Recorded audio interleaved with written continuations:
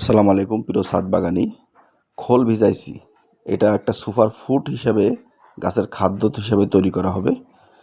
500 গ্রাম মতো খোল এই পানিতে মাটির পাত্রে ভিজালাম গতকালকে।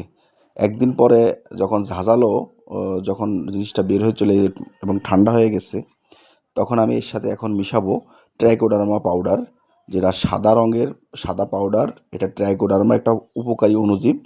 এটা আমাদের সিরাজটেকেই পাবেন। 100 গ্রামের দাম 150 টাকা।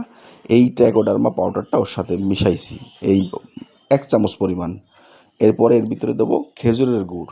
এই যে বাসায় যেই খেজুরের গুড় ছিল গত বছরের, এখানে 5-7 চামচ, চা চামচের 5-7 চামচ এখানে খেজুরের গুড় পানিতে গুলিয়ে মিশাবো। মিশিয়ে এভাবে মোটামুটি 7 থেকে 10 দিন প্রতিদিন একবার করে নাড়বো। এরপরে সুপার ফুড হিসাবে এটা গাছের খাদ্য হিসেবে তৈরি হয়ে যাবে।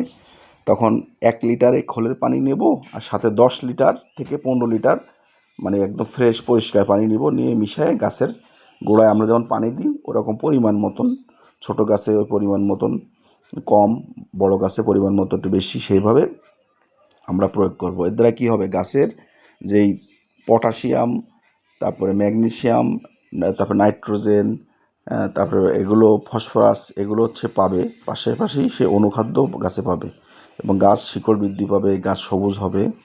এটা আমাদের ছাদ বাগানে খুব প্রচলিত একটা খাদ্য, আমরা সবাই দিই। তবে অনেক কাছে শুধু খোল পচায় দেয়, কিন্তু এর সাথে ট্রাইকোডার্মা পাউডার দেওয়া হয়, তাহলে উপকারী অণুজীব তৈরি হয় এবং খোলটা কোনো দুর্গন্ধ আসবে না, এটা ভালো একটা ঘ্রাণ আসবে।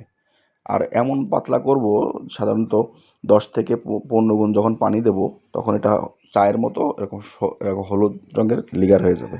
সকলকে